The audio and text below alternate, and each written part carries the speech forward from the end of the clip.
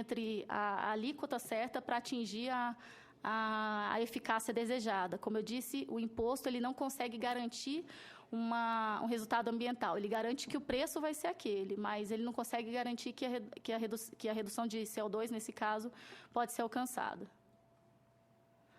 Bom, com relação às isenções e descontos, também no imposto de carbono existem casos de isenções e descontos, e muitas vezes eles são mais comuns para as indústrias do que para os consumidores. E frequentemente são dados para setores que são, como eu disse, né, são os setores que estão cobertos pelo mercado de carbono, são isentos de um imposto de carbono, e também as empresas que estão mais expostas à concorrência internacional. Então, recebem um tratamento diferenciado. Com relação à utilização da receita, né, foi outra questão que a gente levantou nesse relatório. A gente viu que a receita desses impostos podem ser distribuídas de várias maneiras, né, dependendo da finalidade, principalmente do imposto. Pode ser destinada para dar assistência para uma transição de uma economia mais suja, em termos de carbono, para uma economia mais limpa. Então, os setores com maior necessidade de apoio e tempo para se adaptar, no caso da Austrália, eles receberam o retorno desse imposto para se adaptar a essa mudança. Também essa receita é destinada, muitas vezes, para o desenvolvimento tecnológico de produtos, como é o caso do Japão e da Suíça. Eles optaram por retornar essa receita do imposto de carbono para desenvolver melhorias tecnológicas. E também, em alguns casos, para a reciclagem vai para a população, com redução de imposto de renda ou imposto de seguridade social, como é o caso da Colômbia Britânica, no Canadá, no Reino Unido e na Suíça. E o que se busca com esse imposto, claro, é que tenha uma neutralidade fiscal. Como o professor Emílio disse, essa foi uma preocupação em vários países, no caso da Finlândia e Reino Unido principalmente, foi onde a gente observou essa maior preocupação, no sentido de que se introduz o imposto de carbono e, ao mesmo tempo, se reduz outros impostos, né? Então, é isso que esses países têm buscado, principalmente esses dois. E, como vantagem, o que eles observaram? É que eles obtiveram maior apoio político para a implementação do imposto e conseguiram distribuir os custos desse imposto para outros setores, né? Então, não ficou restrito a apenas aqueles setores que são taxados. Quanto ao contexto político, legal e institucional dessa tributação de carbono, o que a experiência internacional nos diz é que, muitas vezes, o tributo de carbono implica uma reforma tributária mais abrangente. Isso aconteceu no México. Chamou nossa atenção o caso do México, que tem adotado o imposto, não só o imposto de carbono puro, mas uma reforma um pouco mais abrangente. E, claro, outro ponto é a incerteza política, né, e a falta de apoio dos grupos políticos, como o caso da Austrália, onde eles já tinham aprovado o imposto de carbono, já estava em funcionamento, e por conta de divergências políticas no governo, principalmente no parlamento, eles, então, estão revogando esse tributo de carbono lá. Então, quando não tem um apoio político forte, é muito claro isso. Você tem um imposto hoje, depois de um tempo, você pode não ter mais. E outra observação é que, uma vez em vigor o imposto de carbono, a resistência política e a resistência política e pública, eles diminuem com o tempo. Isso foi o caso de Colômbia Britânica e da Irlanda. Outra questão é que, muitas vezes, os impostos de carbono são implementados com razões fiscais. Como eu disse, a Irlanda é um caso típico desse. Eles optaram por uma taxa mais reduzida, com a finalidade de aumentar receitas fiscais. E a comunicação, claro, é fundamental para a maior aceitação pública da tributação ambiental. Aí, uma questão que a gente levantou para os consultores, né, que desenvolveram esse estudo foi, e quais foram as justificativas que os países em desenvolvimento, né, adotaram para conseguir implementar o imposto de carbono, né? Então, a gente analisou o caso da África do Sul, do México e da China, que são os países que estão adotando o imposto de carbono, e o que a gente viu é que as razões para a adoção do imposto de carbono estão relacionadas com compromissos voluntários internacionais desses países e com a política climática doméstica. Então, no caso da África do Sul, além dessas duas razões, eles optaram por imposto de carbono para evitar que seus produtos sejam taxados, sobretaxados futuramente por não serem tão limpos e para permitir uma maior introdução de tecnologias limpas. O México, por sua vez, eles tiveram uma preocupação, foi a questão da prioridade na agenda nacional, isso foi uma questão muito relevante para eles. O apoio da sociedade civil foi muito importante lá, e sim, o imposto esteve relacionado com uma reforma mais abrangente. Então, eles não optaram por imposto isolado, eles optaram por uma reforma, e nessa reforma eles colocaram a questão do carbono também. Na China, uma das razões é o efeito sobre a saúde, então isso é uma questão de saúde pública para eles, além do problema da escassez de água. Então, eles viram que era preciso, sim, fazer alguma coisa a mais para evitar que outros prejuízos econômicos surgissem em decorrência de não reduzir emissões de carbono. Bom, e com relação aos desafios, se eu puder me estender um pouquinho mais, deputado, só para concluir, os desafios da implementação. O que a gente viu, né? São recomendações. O ideal é que haja uma implementação gradual do imposto de carbono, principalmente em países emergentes, como o caso da África do Sul. Eles optaram por isso, para diminuir a resistência política e pública com relação a esse imposto. A oposição empresarial, ela existe e, normalmente, ela é reduzida quando você implementa medidas para suavizar os impactos negativos da imposição de imposto de carbono, como é o caso do México. E o marco legal representa um desafio para a implementação de imposto de carbono. Então, o caso da França, né? Lá eles tinham a ideia de introduzir um imposto de carbono, mas por não estar em conformidade com os princípios constitucionais do país, eles não conseguiram aprovar. Então, outra questão, claro, muito relevante. Posso passar. E agora, quanto à efetividade... Ali tinha uma coisa importante. Desculpa, pode falar. Fatores do sucesso. Sim, claro, os fatores de sucesso. Aqui já é um pouco repetitivo, eu venho falando isso durante a apresentação. Mas, é claro, posição comum dos partidos políticos, isso é essencial. É muito importante ser dito isso aqui. Obrigada, deputado, por me lembrar. A comunicação pública clara e efetiva. E medidas de isenção, né, para prevenir que as famílias, por exemplo, sejam os maiores afetados por um imposto desse tipo, né, ou seja, para que o custo da introdução do imposto não recaia sobre as famílias, no final das contas, e o índice progressivo da taxa do imposto do carbono. São os fatores de sucesso que eles levantaram nos países. Então, quanto à efetividade ambiental, o que a gente viu é que onde existe longa experiência com o imposto de carbono, as emissões de gás de efeito estufa têm diminuído significativamente, como é o caso da Dinamarca, da Suécia, Finlândia, Colômbia Britânica e Irlanda. Mas, mesmo assim, é muito difícil avaliar com exatidão o quanto esse imposto de carbono contribuiu para essa redução de emissão de gás de efeito estufa. E por quê? Né? Porque, diferentemente do mercado de carbono, como eu disse, a gente não pode garantir com o imposto de carbono um resultado em termos de redução de CO2. E, além disso, existem fatores externos que muitas vezes não contribuem para o resultado ambiental do imposto, como é o caso de invernos rigorosos e volatilidade no preço da energia, né? Que são fatores que podem contribuir para um aumento do uso de combustíveis fósseis, por exemplo. E quanto aos efeitos econômicos, né? Então, o que a gente viu é que a experiência diz que não existe um impacto significativo em termos de redução de PIB.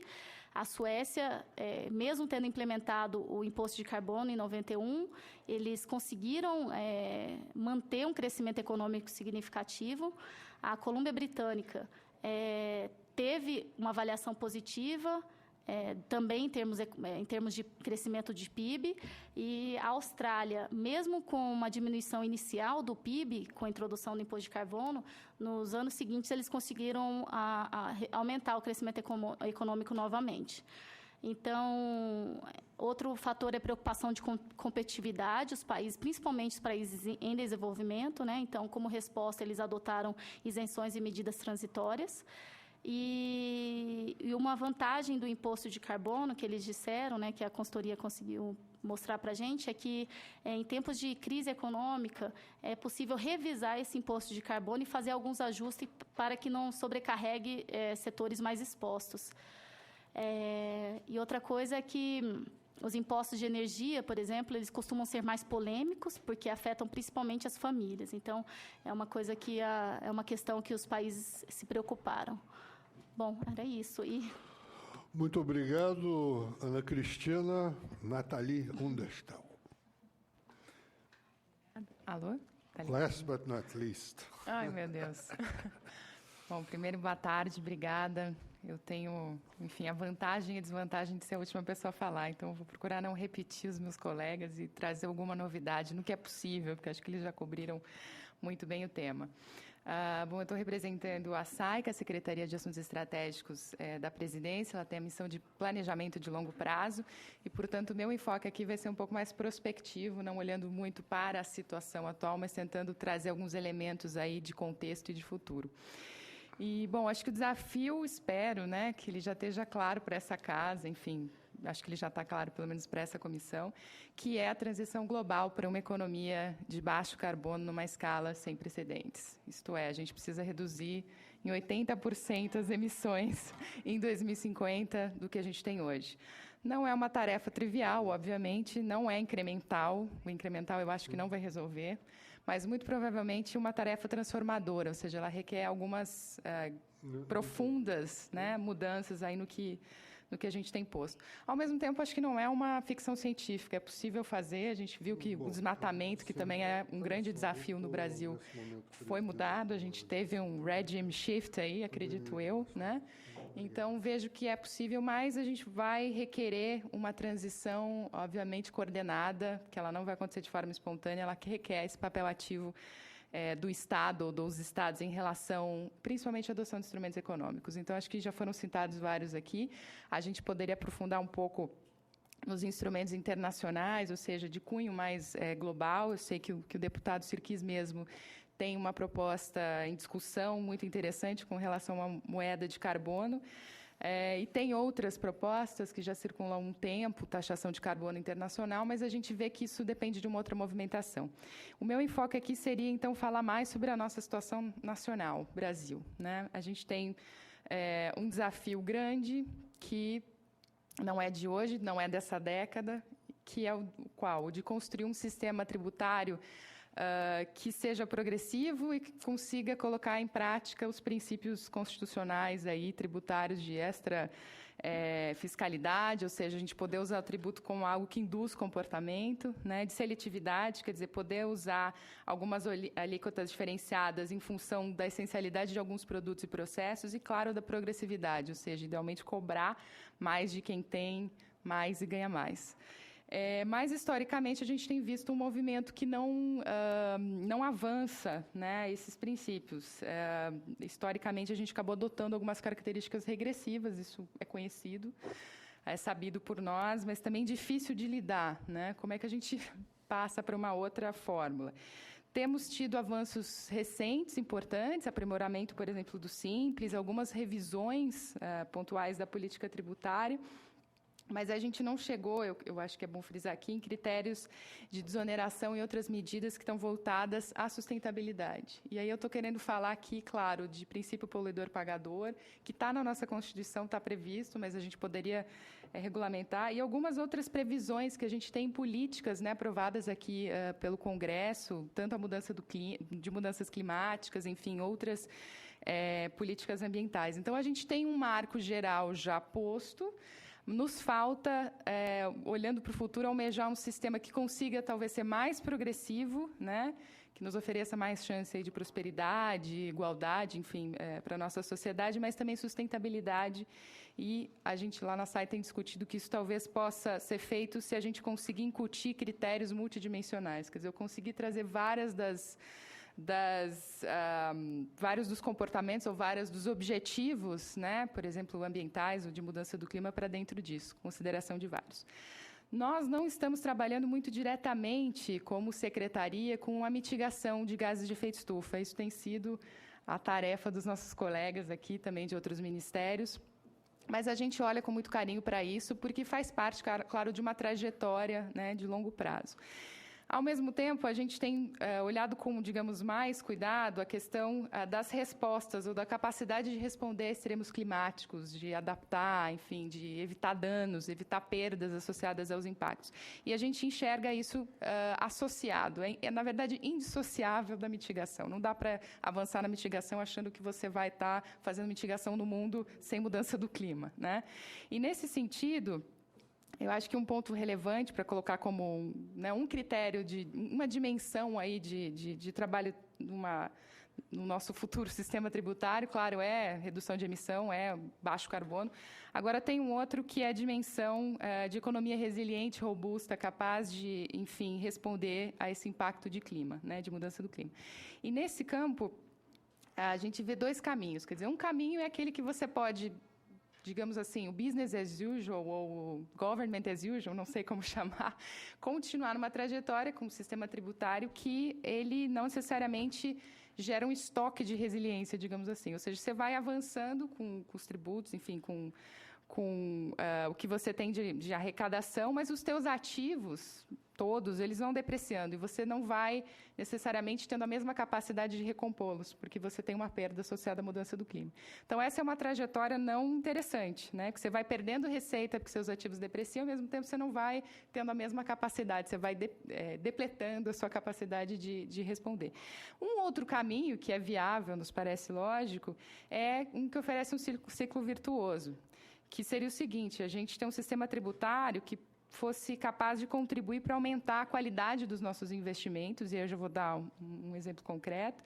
Consequentemente, a gente teria menos perdas, né, associadas a clima, e, eventualmente, até uma carga tributária menor. Então, o que eu estou falando? A gente teria que comprometer menos do nosso orçamento, menos da nossa arrecadação com a depreciação de ativos, e, eventualmente, a gente pode aumentar a nossa capacidade de capital para investimento. Então, um ciclo que ele vai, né, eu tenho menos perda, porque eu tenho estoque de resiliência, eu vou usando o que eu arrecado para retroalimentar isso, eu não preciso gastar tanto para manter o que eu tenho.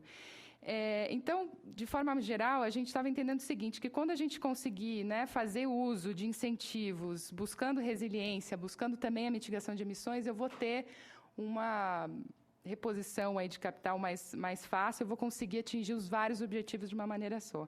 É quase como o exemplo da saúde, né? Você prevenindo, você gastando um pouquinho aqui, as pessoas passam a mudar os hábitos, você não precisa investir tanto no futuro e você não tem que botar ninguém internado na UTI depois e gastar muito mais da saúde pública.